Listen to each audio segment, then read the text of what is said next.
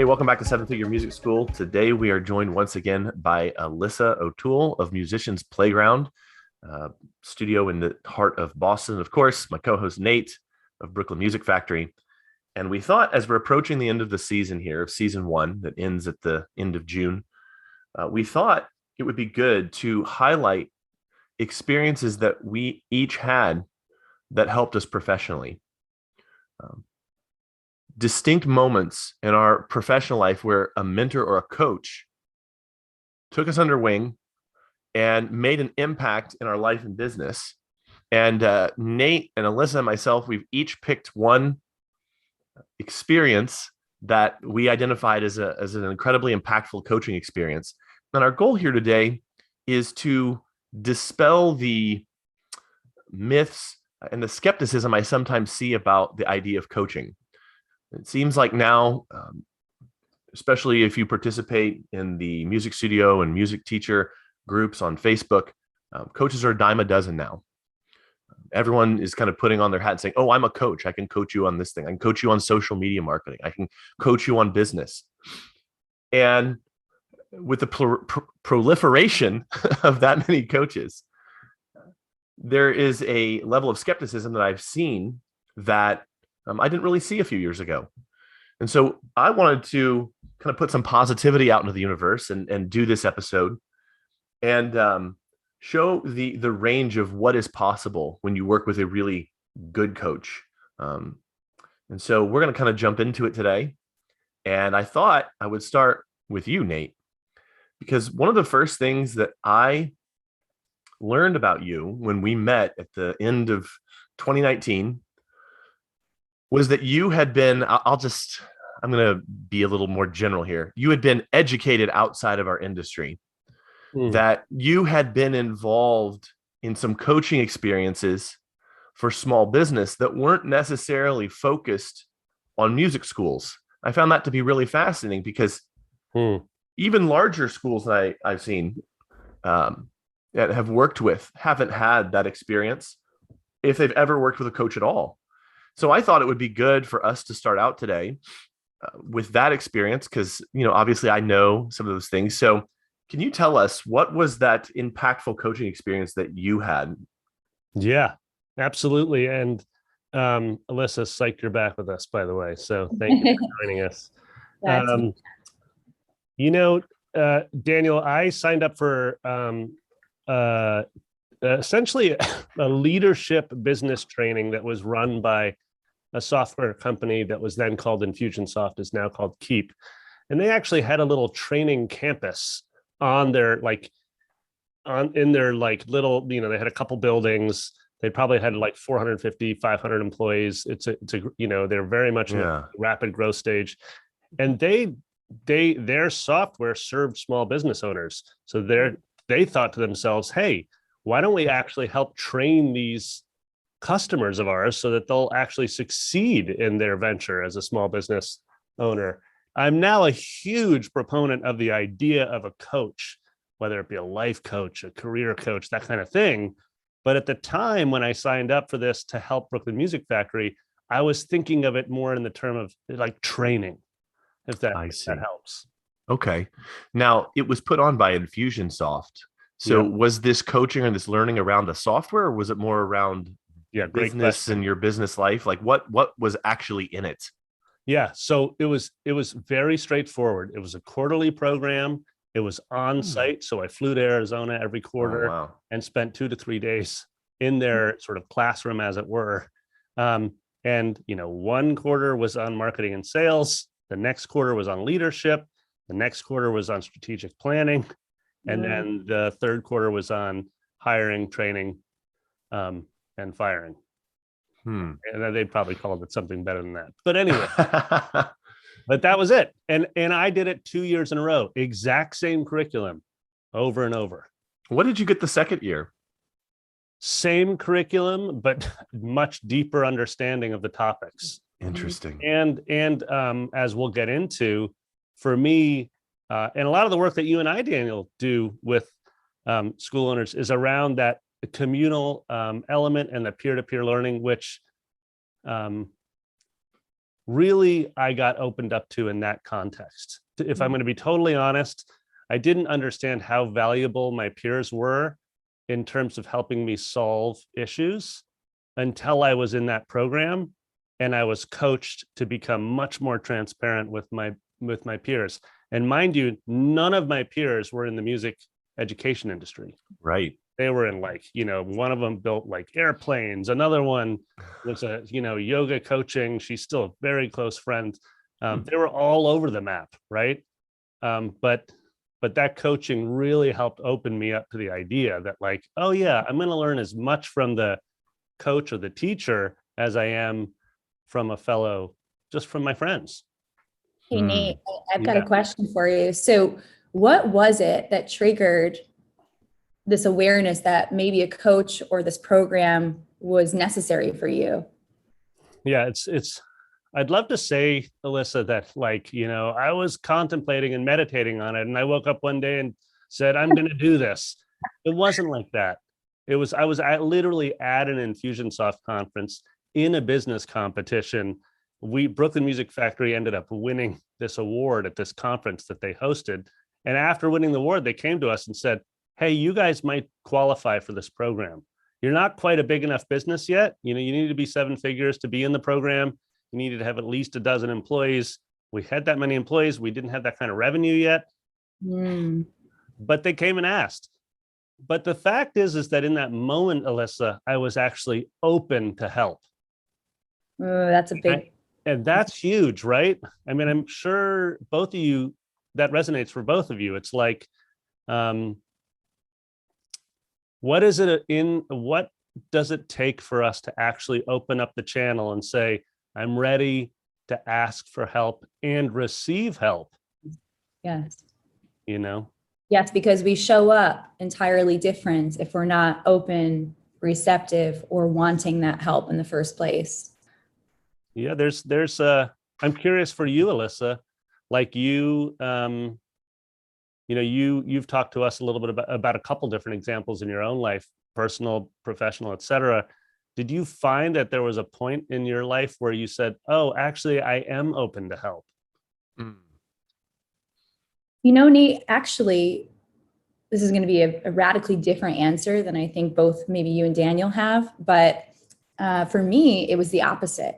I was constantly seeking help, learning opportunities, to the point where my journey of my 20s and into now early 30s has been about trusting myself, about learning in my own ability to self-source, to have metacognition, to coach myself, right? But that comes after, years and years of having coaching and of having various experiences, both on the professional and personal levels, with people that I've been gracious to work with and be influenced by. So I think for me, it's been more about stepping into my own sense of leadership of my life. And I've always been very open to learning, where I'll spend, many, many thousands of dollars on learning opportunities. And that's been a consistent theme from the time I was 20 years old onward into my professional life.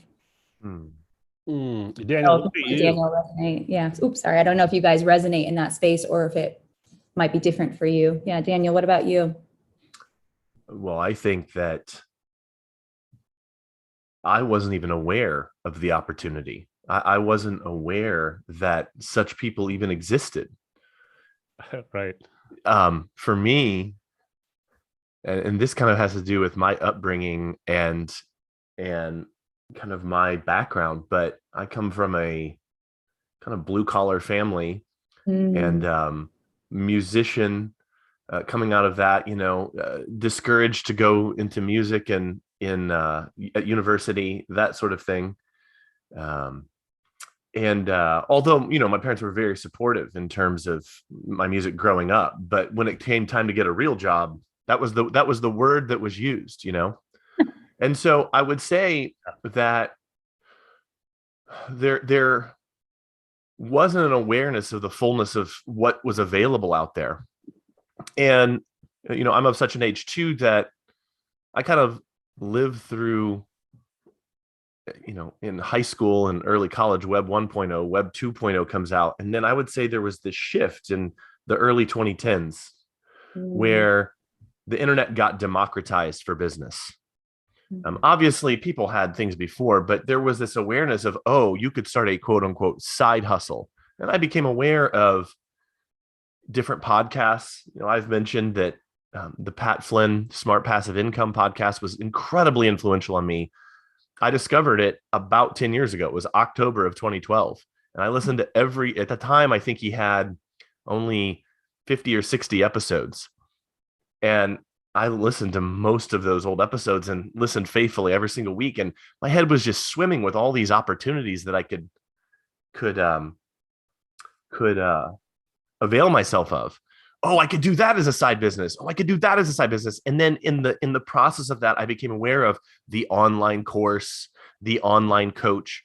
And it was just as that awareness was coming to me that I then began to ask myself, well, could that be useful for me as well? Like this guy, is selling this online course on this topic that I need. And so I think there was an awareness that came simultaneously. And it wasn't too long after I kind of became aware of that that kind of professional relationship that I took advantage of it. Though the way that I got to it was a little bit different than, discovering something on a podcast, but we'll probably get to that in a few minutes. So that's kind of my experience. Daniel, you raised some points that I think are important to start to get a little more discerning on. And I feel like, Alyssa, you touched on this too, in this idea that you were always open to the information. So you were always asking, you were always taking that online course. You're always grabbing the book that your friend was like, you should read. I'm curious for you, like where that transition was when you said, I started stepping into I wrote actually stepping into me, like you stepped into your self-ownership. Yes. What triggered even the willingness, like what happened where you went from learner to kind of owning your own possibility? Yeah. And I what I'm hearing from you too, is that you became more of a passive observer and or like taker in of information. And then you got better and better at making use of that information, and then becoming an active, again, like that word, owner of your own life and your choices that feed your professional and personal success. So for me, I will say this is where coaching was so important. Like you were saying, when we work with people who are really great coaches, no matter their domain, they help us to be better questioners of ourselves and of our lives. And they help us to see the fine lines of where truth is. And I think that for me, it just took years and years of voracious reading, of having a lot of coaches in my life, again, that I've been blessed to have had the help from. And then after you do it like your instrument, you have that experience, you have those trusted people for many years as sounding boards, as mirrors to how you're showing up. Then all of a sudden, this day arrives where you can do that for yourself, and you can do it masterfully and easily. However, not to say I don't still have coaches, because I believe we will always have blind spots. Yeah. We just get better. We just start playing at higher and higher levels, and the issues of which we're being faced with become more and more complex. So I think that for me, yes, on some of the levels that may have 10 years ago seemed impossible for me to recognize and to handle on my own. I'm handling those gracefully now. And now the things that I'm dealing with are much different, more evolved, and it's a reflection of who I've become, right? And so yes, always a need for a coach, at least where I'm coming from in my life philosophy. But I would be interested to know if, Nate, Daniel, if you guys feel differently, or if you have coaches still yourself, or yeah. Yeah. So I really like what you said there. Operating in your business life at higher and higher levels. This is where I really have a strong opinion about the idea that I'll just put it this way. I would almost think of it as like being a business athlete. This idea that, you have varying levels starting at little league of skill in a sport. And as you get into higher and higher levels of skill, the coaches that you work with are of higher and higher skill. and the kinds of, quote unquote therapy that you do, in the athletic sense, are much more refined. I talk about it way too much, but The Last Dance, I think about the coaching staff for the Chicago Bulls, and how they had, specific roles. Michael Jordan even hired an extra coach outside of the Bulls organization to help him get stronger. And the guy's name is Tim Grover. He wrote a book called Relentless. And Tim, if you look at interviews of him, just said that he'd never seen someone who worked as hard as Michael Jordan, right? But consequently, if you actually look at Tim's mindset and how he coached Michael and what he did, it was very clear that he was just an elite level of coach as well. And of course, you'd have to be to coach arguably one of the greatest, if not the greatest athlete in the history of the, at least our modern age. So I really resonate with that, Alyssa, this idea that a good coach makes you more capable. A good coach levels you up. And, obviously we haven't shared your story yet, Alyssa. I haven't shared my story yet, but I think that's something that people are really going to see in the impactful experience I'm going to share here in a few minutes, because my coach did something with me that has stayed with me to this day, and has made business and professional life much better for me all these years because of some work we did in the fall of 2016. But I think, Alyssa, this might be a good time for us to switch over to you and ask maybe for you to share your impactful experience. And I'll ask you the question that I asked Nate. What was it? I'm going to cheat. And I know that I was supposed to just say one, but I'll say two, and let's keep it brief. So the first one was with Tony Robbins and a coaching program that he offered, and that was life coaching. And that I started when I was just freshly graduated from my undergrad, about, I hate to date myself here, but like 12 or so years ago. And it was so incredibly important. Why? Because from that program, I gained clarity and vision, and I gained self-responsibility and ways of organizing myself and directing my energy and work. And then fast forward, I worked in a bunch of other programs, as I mentioned on this podcast before, and I've had many experiences, but then the second most critical experience I had was in 2019 with my spiritual coach, Ann Ide, and her business. I'll make sure I include a link for, if we can, at the end of the podcast, in case anyone's interested in looking into her and her work. But that was on the personal level. And the reason I feel it's equally important for me to mention both of these for people listening is, as all three of us know here, and as all of our listeners know, being a business owner, being an entrepreneur is so directly integrated with our personal health and happiness. And we all live happier lives if we're integrated people. And so if something's suffering on the personal level, it's going to show up in the form of various business problems that we're experiencing in our businesses. So at that time, I was going through a really tough breakup. I was not a functioning human being, and I had a hell of a year at Musicians Playground. We were under a lot of debt from just having relocated. We had quadrupled our expenses in the period of a few months, and I had no real clear plans to build the revenue to get to that goal. So a lot of growth has happened for me in the period of 2019 to current. And here I was with my heart completely broken and unable to just show up and be a normal person. And so I found Anne because her and I had shared the same spiritual paradigm. And she has this beautiful integration of both the spiritual lens that she can see things through, as well as life coaching. And so Anne helped me to regain my sense of peace, my sense of my tools for experiencing that whenever I wanted, for knowing that that's always available to me. We went through how to know if I'm operating from my greater self versus playing to lower expressions of myself. really my work with her was about elevating my consciousness. And so people listening, that may sound a little bit foreign, that's okay. But if that word doesn't work, you can think of just general awareness, acute awareness of how I'm being, who I'm being in my life, and how that's influencing my reality. So that was so important, because then with those tools, I went into my business a lot less threatened. You know, if I had a difficult conversation with an employee I had to have, or a challenge with the finances in the business, no longer did I feel like I was so personally on the line. I had these amazing tools that I developed with Anne in the period of the couple years or 3 years that we worked intensively together. And I was able to show up much more powerfully in those challenges.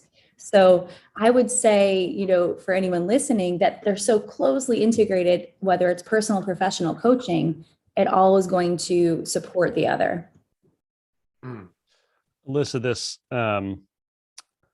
is super powerful, because you just summarized at the end, but I was writing down my notes. When a business feels broken, oftentimes our immediate reaction is to double down on the work.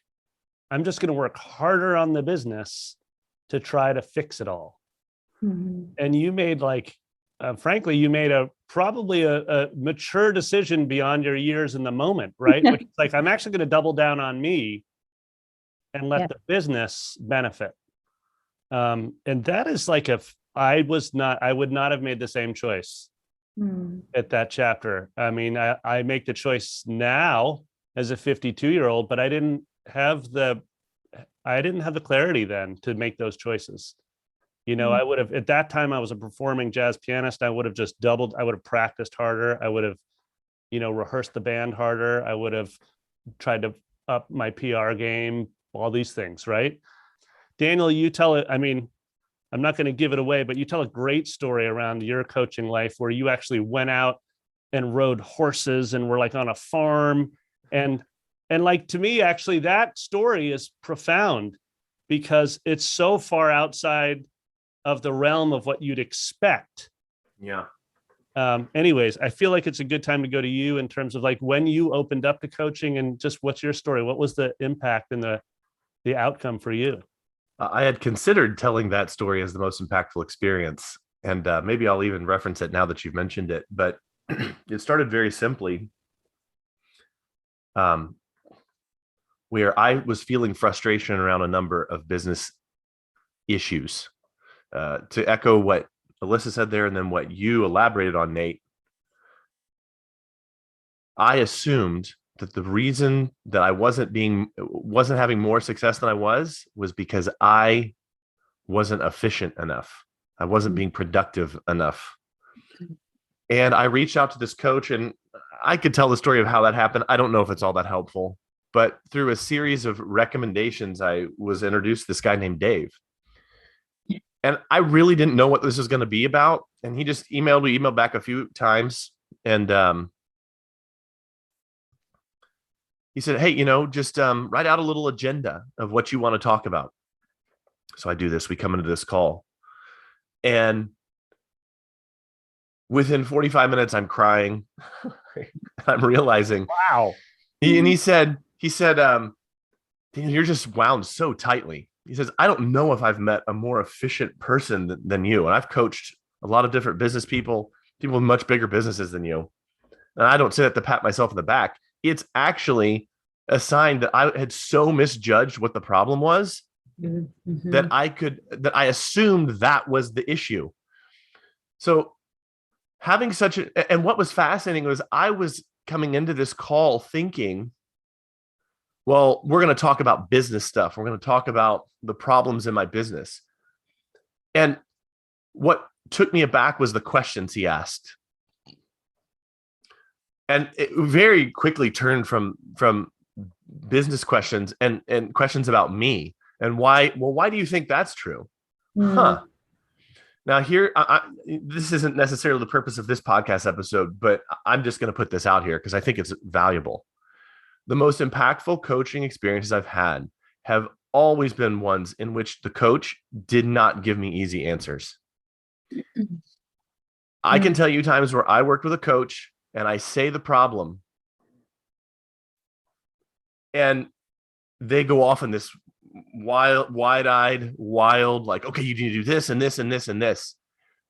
And even within the first 30 seconds of their instruction to me or their coaching to me, they're already off target because they don't know the depth of the situation. The best coaches I've worked with have been the ones that have asked me tons and tons of questions about the situation. And going back to my most impactful coaching experience, I would say, or at least one of them, is that very first 6-month coaching agreement that I did with Dave, because we spent most of that time not talking about the business, but rather the frustrations I was feeling. And it came to a point about 3 or 4 months in where he had given me this tool for solving an issue, like a mental tool. And I sat in this office at this desk because I was experiencing a lot of stress about money. And he had taught me this technique of like questioning my own thoughts and these sorts of things. And we had worked on it in a number of coaching sessions together, to the point that I, read the book where he'd learned this. He'd actually gone to a seminar, had been certified in this method. By the way, this guy was a really successful salesman. So this wasn't necessarily, a life coach or a spiritual coach, nothing wrong with that. But this was a guy that billed himself as a business coach. But the work that he was doing with me, he brought tools that he felt were necessary to the problem at hand. And so I got this tool and I started on my own using this tool whenever I just began to learn, if I'm feeling discomfort or stress, that I actually need to sit down and process that. And I still have it on my notes from October 4th, 2016. Can you paraphrase what the tool is? It's called The Work by Byron Katie. Got it. And honestly, it's fascinating. The questions that she has you ask, I've encountered them in other coaching methodologies. Right. Even in, like going to a marriage counselor with my wife, like he had his own version of those. He never studied The Work or anything like that. But he had questions that were very similar to those questions. I thought, okay, this is just in the DNA of life. This is just something that needs to be done when you're experiencing discomfort. Well, I'm going to get to what I did, and then I'm going to get in the impact that it had. Because here's this thing, like I'm experiencing stress around money, and I'm asking these questions. And in the course of asking it, I came up with a statement: I need more money. And the questioning technique goes through and asks, well, how can that be wrong? How is it that you might actually already have more than enough? And I'm not really not doing it justice. What I will tell you is that I sat here for about an hour and worked on 4 or 5 statements. And at the end of that hour, I felt such calm, whereas before kind of my stomach had been in knots, thinking about, well, how am I going to gather the situation, et cetera, et cetera. And it did something to my brain where I really have not experienced the kind of stress around money that I did prior to 2016, all through my adult life. I graduated from university in 2004, and I, gone through my entire 20s experiencing stress around starting a small studio, these sorts of things. And the lasting effect that it had on me has been profound, in that I have been in stressful money situations since then, but they have not derailed me the way that they did prior. And I will tell you, the ability to exist and operate in your business with a level of clarity and emotional calm is almost a superpower.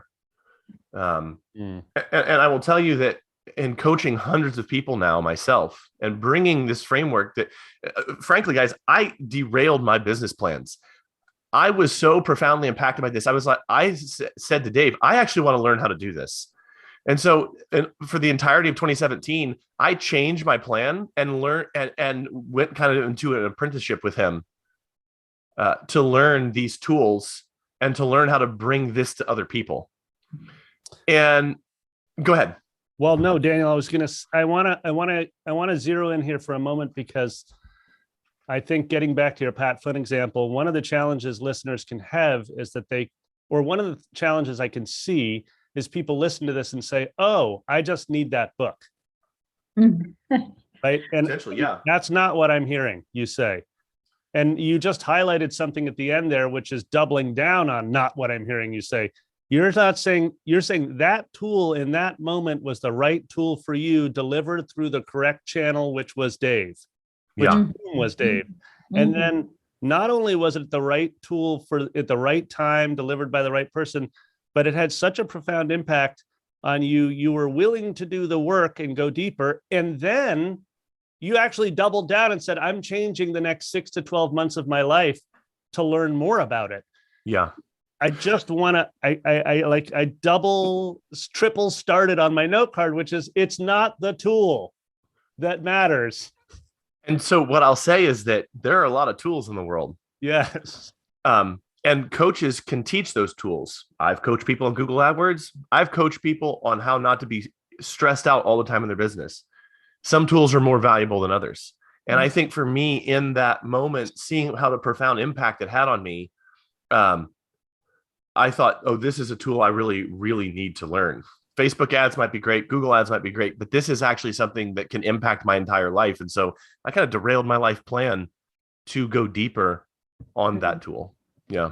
I love what you made an important distinction there, Daniel. You said not all tools are equally valuable. That's a good add-on to my comment, because I sort of was declarative. It's not the tool, but you're actually, but there's a nuance to that. Yeah. Which I appreciate for sure. Yeah. I want to just read a quote that I put in the chat window for you, and you'll appreciate this, Alyssa. This actually came from my Dharma class last night, which was, reality isn't as it is, it's as you are. You know, and I feel like both of you guys are like sort of sharing in your own personal story these really important chapters of your life where you began to view yourself differently. Yeah. And Daniel, what's fascinating, dude, is you and I met, and you were coaching some of my staff, but also me. And I remember one of the important outcomes for me, the return on all of those hours we spent together, was this notion where you were like, Nate, you can be more efficient with your time, and the return on an investment can be fewer working hours.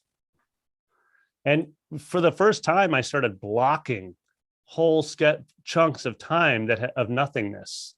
And you were like, just maybe, who knows if that's what you need, but why don't you test it out? You know, and it was just fascinating to me, because I, much like you, had sort of gone through a lot of my working life thinking that it was all about how efficient I was with the method I was implementing around scheduling my life. Okay, I feel like we should get deeper into return on investment, because I think sometimes, you know, the resistance I felt around coaching and training and whatever was that, man, it takes a lot of money and time. Bottom line, like Alyssa, in your story, you're talking about how your business was going underwater. You were coming out of a relationship that was a really difficult breakup. And then what do? You invest both time and money. Yeah. So that's I promise you guys that for our listeners right now, there's a whole bunch of people that are like, no, I don't have time or money for this. I mean, I can speak to that. Yeah, Daniel, please. Anybody, let's pick up on this, because we have to double down on what the actual ROI is. I mean, I think each of us, for the experiences that we've said here today, we could label an ROI. But you're saying what you just said there is, why would you spend time or money? Why do that? It could be expensive. And I've been in coaching relationships where it was very expensive, all the way up to over 5 figures. That coaching experience, eventually I kept working with Dave past 2017, past 2018, 2019. And we started getting into some real wild stuff, like the deeper we went. And one of the experiences we had was to go to a horse ranch in the wilderness of Oregon. And there was a horse therapist there. And Horses have this finely attuned sense of they're prey animals, and so they're very aware. And we did, I'm not going to say exercises, but we were just in this corral with these horses, and they said, if you get calm, the horses will get calm. Mm-hmm. Do you have that ability to shut yourself down? And we did this thing where I walked all the way to the other end of the corral, and I came to a certain point, and they told me, like, think of something that makes you angry while you're walking towards the horses. And the therapist said, when you get to about this point, you'll notice that the horses can sense that anger in you. Wow. And sure enough, I walked, and I was thinking of something that really upset me. And one of them had actually been laying in the dirt, and they got up and started kind of trotting around nervously. So it was just this, it was really fascinating, this idea of this awareness, like Alyssa was saying a little bit ago. What's the ROI of all this? This kind of awareness, this kind of peace that you can bring to situations, certainly is going to help you make better business decisions. And I can point to a lot of examples over the last couple of years where I just don't think I would be in those situations or have that those experiences were it not for the working on, quote unquote, the personal side. But in reality, there is no personal side. Businesses are run by humans. Yeah. We don't have business problems. We have us problems. Yeah, I think that's the tricky part with coaching, is sometimes the most important or impactful learnings from our experiences with various coaches and programs are the hardest to quantify. Yes, we all would love a better, maybe salary or revenue for our businesses. And we all probably are quick to say, well, that means we're successful, we're doing well. But I know a lot of very, very rich people who are not very rich on the inside, who are completely stressed out and living miserable lives. And a lot of times the money, like Daniel was pointing to in his experience with Dave, is just it's an external manifestation of our inner state, right? So I think, where the ROI for me has been driven home over and over, and Nate and Daniel, I don't know if you guys have done this yourself. I found journals of my first, experiences before my mindset when I was working with Anne in the beginning. And then, it's journaling, oh, I'm so heartbroken. And I don't know if I'm going to make it to tomorrow. Or just like these things that would bother me. Right. And I look at that journal. I literally kid you guys not. I took this journal out a week ago and I was reading it and enjoying a coffee. And I thought someone different wrote that. Yeah. I couldn't really remember who that Alyssa was. Yep. And I can't even believe that those were things that would cross my mind or bother me or take up my heart and mental energy. And so that was the ROI for me. And Anne would kindly and always remind me of that in our sessions together. I just don't feel like maybe I'm getting anywhere or seeing much change. And she said, it's very hard to see your own transformation, right? And don't forget where you started, where you began. And so I think sometimes our resistance, Nate, like you were saying, can also come from our desire as humans to have certainty and to have this objective outcome from everything we do, when really the life is not that objective. Life is not certain, right? And we have to sometimes find those things for ourselves. That's part of the beauty of living. And I'm sure as anyone sits here, that we could all look back at any learning opportunities and find the seeds that were planted that then led us to our awareness today, and then led us on the journey that we're having right now, right? So just all that to say, I think some of the resistance can also come from that need to have everything be objective and certain and clear, when that's just not how it works. For me, I wrote down sort of 4 or 5 concrete outcomes. The very first return I got on actually reaching out and going to this training at Infusionsoft is that we crossed the 7-figure mark way sooner than I ever thought possible. And the truth is, if I'm going to be totally transparent, I never, ever in a million years thought we were going to be a 7-figure business. The second was I was strongly encouraged to develop our curriculum products. They were like, Nate, you guys have such great purpose and values and mission here. You really need to help. You need to expand your ripple effect. Like, how can you help other people in their teaching? And so that was something I hadn't really considered seriously. The third ROI was that I started bringing members of my team to Arizona. That was insanely effective. All of a sudden, they were getting the same lessons I were getting, and we were all there just in the sandbox together, learning how to build a castle. And I cannot begin to tell you how profound an impact that had on my team. It's not my team anyways. It's just the team. It's like what you said, Daniel. We're just humans doing this thing. So now it was 3 or 4 of us, hanging out together until 11:30, 12 at night, talking about what we might do differently. And that was an incredible, that changed profoundly how I operate Brooklyn Music Factory.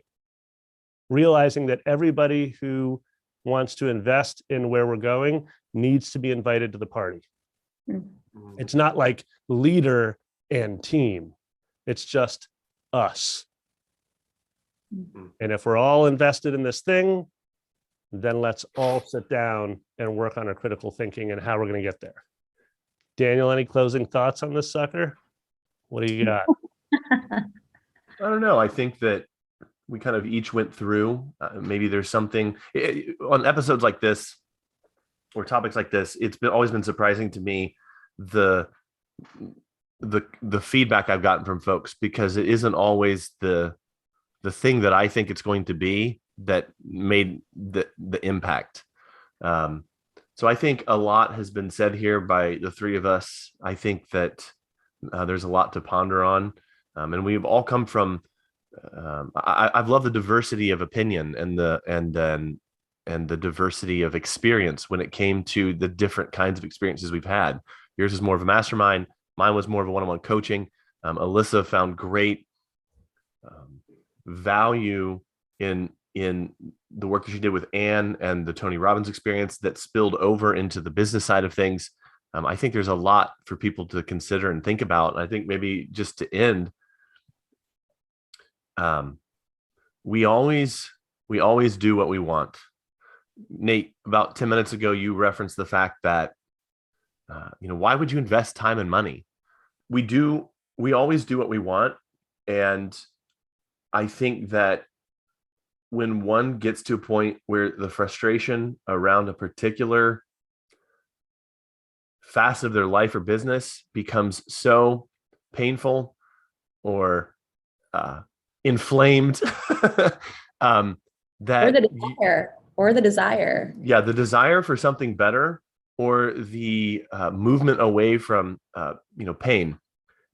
Eventually, that motivation shows up for folks, and I think you then begin to find ways to solve these issues, and you look for a mentor or a coach, and I think for each person, they have to know for them. They do know for themselves where those areas are, and then it just comes down to, do I care about this enough that I want to invest in it?